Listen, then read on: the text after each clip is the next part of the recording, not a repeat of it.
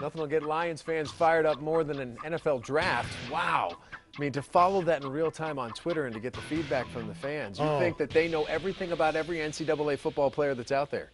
And they think that Mel Kiper, Todd McShay, Mike Mayock know more than Martin Mayhew and every other general manager in the National Football League. And that's the problem with this. Look, there are some fans out there who actually do watch everything. They'll go to YouTube and break down, hundreds of guys' tapes.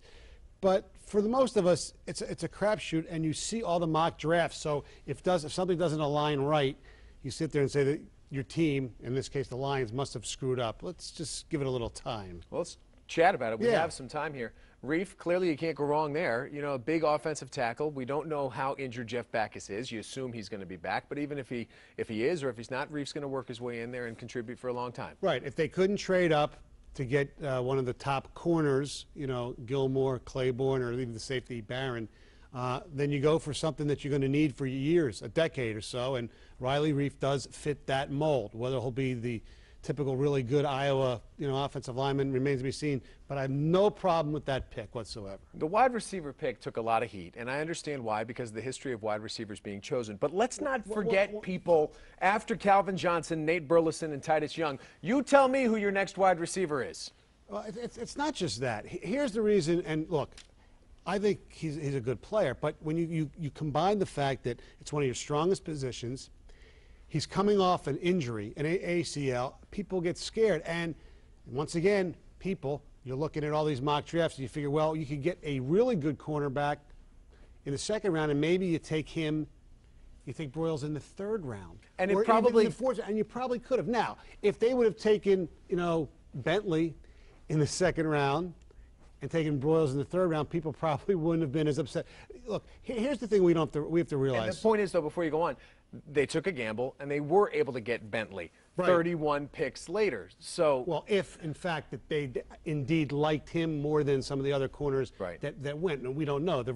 Martin Mayhew's not revealing their board. If we believe them, and I don't think they're lying, that they just basically, rate every player, and regardless of position, with the exception of quarterback, they're obviously not going to take a quarterback or a kicker at that point, then they just take guys based on their value.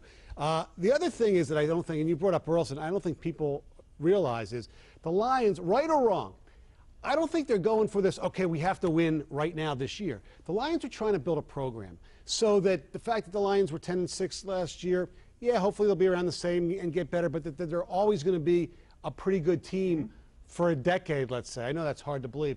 So you mentioned Nate Burleson. I'd say there's a really good chance Nate Burleson, this is going to be his last year as a Detroit Lion. That's what I think. So they get the guy who's going to plug in. Now, honestly, I don't know whether, Bentley's better than, Broyles or anything like that.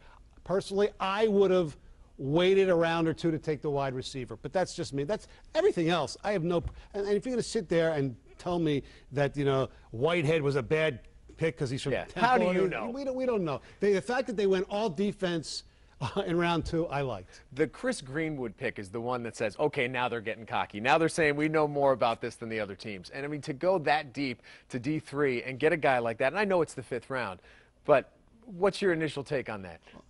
Was anyone else going to take him? I mean, I guess you don't know. We don't know. We just go by what, Mel Kiper and all those say. His measurables seem pretty well. They loved him at his pro day. The one other thing that I didn't like, and is why in the 7th round, if you're building for the future, like they're doing with Reef, what about at center? Why not take David Malk in the 7th round? Yep, good point. Good point. I mean, Rayola's not going to be here forever. I mean, I think he has a better chance of having a better NFL career than the guy they got for the third Sooner they took. Yeah, Travis Lewis. Yes. Whoever was scouting Oklahoma has to be very pleased that he did a good job this year. Yeah. And you got to be happy with what they did, picking up a quarterback. You can't go wrong. Undrafted guy, Kellen Moore, 50-3 in college. I like that, actually. That was pretty good. He's a smart guy. He has the relationship with Titus already. So, God forbid Matthew gets hurt. We've seen them have to play third quarterbacks. Correct. Sean Hill's still there. I understand that, but I'm saying we've seen them have to play third quarterbacks. That's right. So you never know. So that was fun. That's the most I've talked about the draft in quite a while. Yeah. But I have faith in the fact that Mayhew and Schwartz, most notably, have done this right so far. They took a team that was 0-16, they turned it into a 10-6 team and got you to the playoffs with many people who they drafted. So I believe, and don't you, that at this stage they've earned the benefit of the doubt? They've earned the benefit of the doubt. Like I said, the only thing that I'm a little skittish about was when they took, Broyles. Other than that, I think good. They did fine. We have plenty of other things to be skittish about, most notably the Tigers, who are now a 500 baseball team. Well, you sit there and because our expectations were so high, people like myself, on Twitter sometimes I get into this, why aren't they making Octavio Dotel the guy who's pitching the 8th inning because Benoit seems like he can't get anybody out. Valverde's having problems too. But I have to, I remember when Sparky used to say, Stoney, and he used to say to everybody else, 40 games. Let's wait 40 games and see what happens. And let's wait. I believe they were something like 15-22 last year after 37 games. They were not a winning team. No, they weren't. So let's see what happens. There are major problems with this team right now. Max Scherzer can't get the ball over the plate. The bullpen, Ballister's not real good. Like I said, Benoit, Valverde's having problems. So that's problems. And they still have guys, even though Inge left, Rayburn's not hitting, people aren't hitting. So this is not a flawless baseball team. I think they'll eventually hit.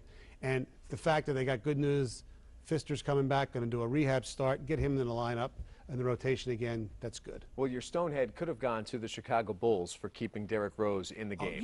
Tom, I've said this so many times. A pet peeve with me in sports, football. Why is Tom Brady in games when the team up by 28 points with 5 minutes left? Sure. I'm a wuss. I fear guys get hurt. And Derrick Rose, 12-point lead, a minute and a half left. No way should have been in that game. I don't care what anybody says. It's my pet peeve. He got hurt. He's out for the year, and unfortunately, that's just going to lead Miami to win the whole damn thing. But that's not your Stonehead. That's not my Stonehead. The Stonehead is pretty damn obvious, unfortunately. Delman Young, okay, you get drunk. People get drunk, I understand. But then, allegedly, you push this guy, anti-Semitic rants at this person. Do you know, Delman Young, that Hank Greenberg wore the Old English D? You upset your teammates, you upset your team, you alienate a fan base of Jewish fans by doing this. I had a friend of mine say, what do I do now? A Jewish friend, what do I do now when Delman Young comes to the plate? Do I boo him? Well, I don't know if you boo him, but it's tough. And this whole thing that he can come back and play Tuesday, that's idiotic. Delman Young, grow up, wake up, Stonehead. And we should thank our friends, by the way, for sponsoring the Stonehead. Capital Mortgage Funding. Thanks, boys. We appreciate that. That's Stoney every Monday to Friday, 6 to 10 on 97.1, and, of course, every Sunday right here, doling out his Stonehead on the Sunday Sports Update. Stay with us. We'll be back right after this. Stoney's Stonehead of the Week is brought to you by Capital Mortgage Funding, the best mortgage bankers. Call 1-800-LOW-RATE.